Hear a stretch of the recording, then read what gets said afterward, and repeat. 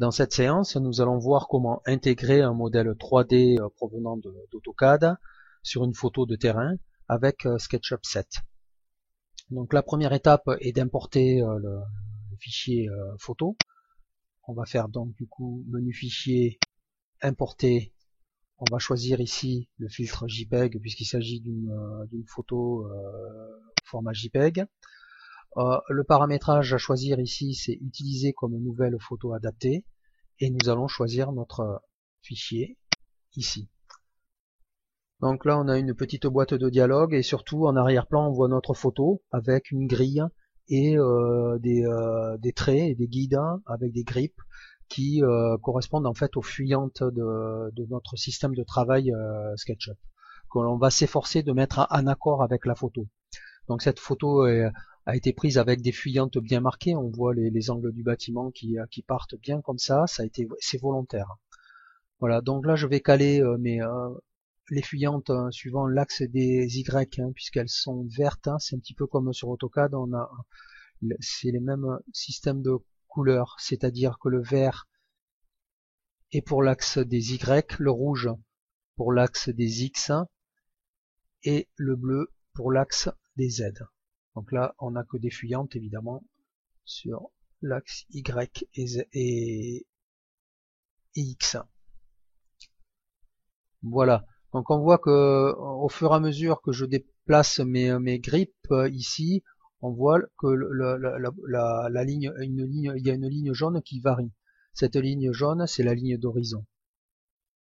On voit ici, comme dans AutoCAD, on a un repère orthonormé qu'on va pouvoir déplacer. Voilà. Donc là, notre photo est presque calibrée. Alors j'aurais pu, avec le zoom molette, faire un travail beaucoup plus précis. Là, je vais bien me caler ici. Tac, on voit de suite que notre ligne d'horizon bouge. Voilà, là je suis bien calé. On vérifie là-haut. Bon, là-haut on n'est pas trop mal. On considère que notre bâtiment est correctement calé. Alors, le zoom molette sert à zoomer comme dans AutoCAD. Quand on roule vers l'avant, on a un zoom avant.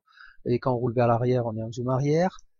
Et pour avoir le pan de déplacement, le panoramique, comme dans AutoCAD, on clique sur la molette centrale. Voilà. Donc une fois le système de travail mis en cohérence par rapport à la photo, on fait terminer. On va pouvoir quitter maintenant cette boîte de dialogue.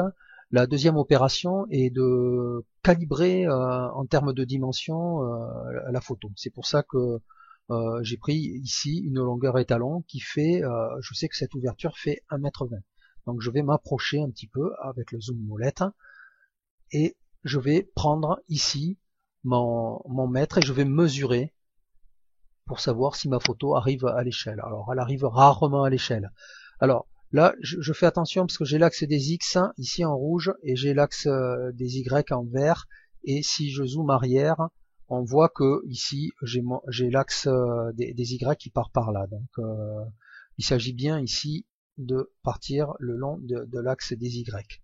Je vois que mon ouverture fait presque 60 cm, donc elle n'est pas du tout à l'échelle. En fait, la photo a réduit de moitié.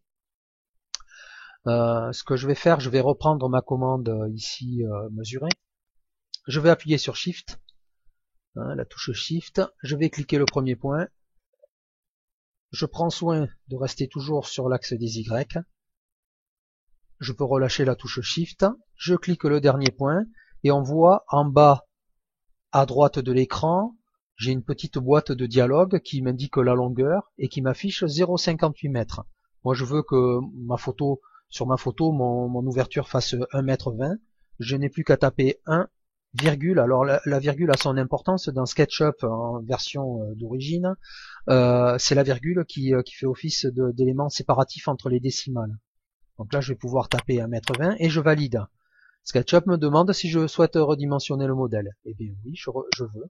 Et maintenant, si je mets un contrôle avec ma commande de mesurer, alors toujours en longeant l'axe des Y, je vois que bon, je suis pas très loin. Voilà, je suis à 1,20 m. Deuxième ou troisième opération, enfin, on a terminé maintenant de régler et de mettre la photo en cohérence par rapport au système de travail de SketchUp. On va maintenant importer notre modèle 3D qui a été construit avec AutoCAD. Donc là, je vais activer ici le filtre DWG DXF. Alors, ce filtre-là, il est uniquement sur la dernière version gratuite de SketchUp, qui est la version 7. Les versions plus récentes n'ont plus ce filtre d'importation des WG DXF. Il faudra acheter la version professionnelle voilà, qui coûte dans les 300 €, je crois. Bien, maintenant nous allons chercher donc le filtre des WG et voici mon fichier qui était dans le même dossier avec les photos. Donc maintenant je vais ici cliquer sur les options. On voit qu'on peut renseigner les unités du dessin AutoCAD. Je sais que moi je les construis en mètres, donc on a plusieurs possibilités. Je vais garder mètres et je vais préserver aussi l'origine de mon dessin. Je fais OK. Je fais ouvrir. Là je vois que AutoCAD m'ouvre une fenêtre avec les résultats d'importation. Alors ce qui est intéressant ici, c'est que on voit que AutoCAD a importé l'ensemble des calques et ça va nous permettre nous d'activer, de désactiver certains éléments du dessin en fonction de comment ce dessin a été construit sous AutoCAD. Voilà, on voit aussi que il a des entités qui ont été ignorées lors de l'importation. On voit qu'il y a un certain nombre de blocs qui ne sont pas passés. Donc oui, tout n'est pas transféré dans SketchUp, mais bon, là on va faire fermer et on voit que globalement on a quelque chose qui ressemble à notre dessin que l'on a construit sur AutoCAD. Donc là, la deuxième opération consiste à déplacer notre modèle. Donc on va pour cela se mettre à nouveau dans notre outil de modification de photos adaptées et on se retrouve avec nos lignes qui n'ont pas bougé.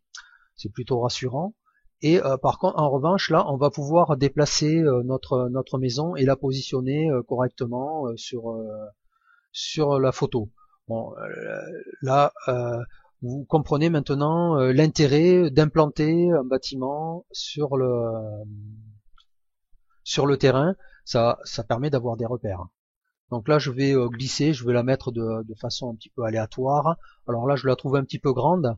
En me positionnant sur l'axe des Y, des X, des Y et du Z, je vois que j'ai une petite flèche qui apparaît, qui me permet, lorsque j'appuie dessus, de diminuer la taille ou d'augmenter, de me rapprocher. En fait, ça fait office de zoom et ça permet de mettre la maison, la villa en cohérence par rapport à l'espace de travail de SketchUp et par rapport à la photo. Donc là, je vais pouvoir déplacer un petit peu mon modèle. Voilà, ben là, je suis assez satisfait de mon implantation. Je fais terminer et je vais pouvoir quitter cette fenêtre.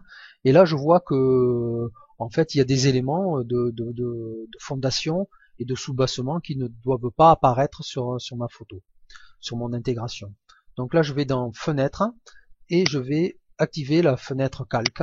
Et là, je vais aller visiter en fait les calques. Je retrouve exactement les calques AutoCAD et je vais aller désactiver le soubassement et la semelle.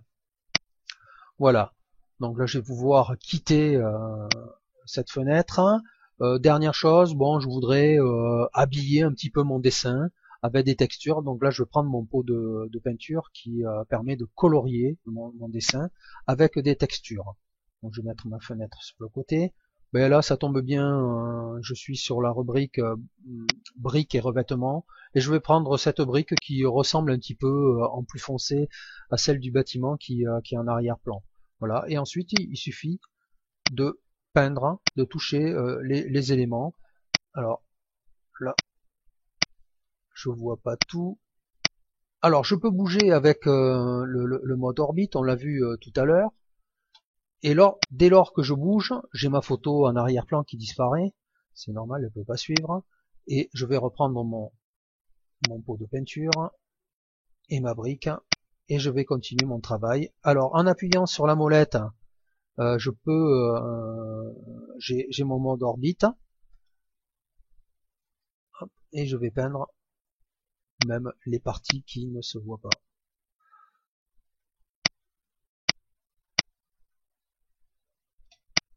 Donc, dans AutoCAD, on avait construit nos murs, les allèges, les linteaux. Donc ce sont autant d'éléments après dans SketchUp à retraiter au niveau des textures. Voilà, donc bon, ce qu'on pourrait faire aussi, c'est mettre des tuiles sur le toit. Et dans la couverture, il me semble, voilà, il y a des tuiles. Voilà. Donc il suffit maintenant de cliquer sur cet onglet-là pour remettre notre bâtiment en cohérence.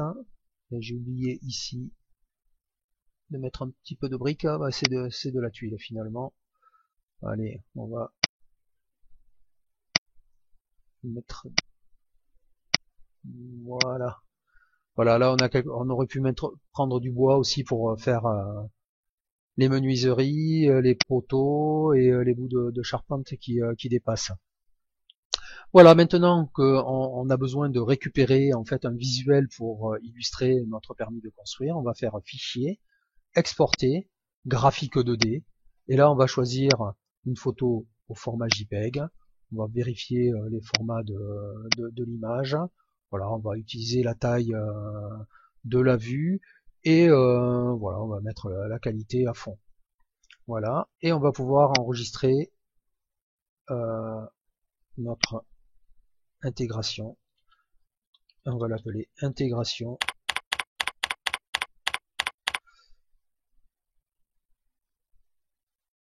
Intégration 01. Exporter. Et voilà le travail. Il suffit maintenant de récupérer le fichier, de le retailler un petit peu avec un logiciel de traitement d'image parce qu'on va voir apparaître les bandes vertes sur le côté. On ne verra pas le repère orthonormé en revanche. Voilà, donc il est recommandé quand même de retravailler cette image avec un logiciel comme Photoshop pour rajouter un petit peu de végétation sur le bord du mur, pour donner un côté un peu plus réel et parfois même faire passer un petit peu de végétation devant le bâtiment. Voilà.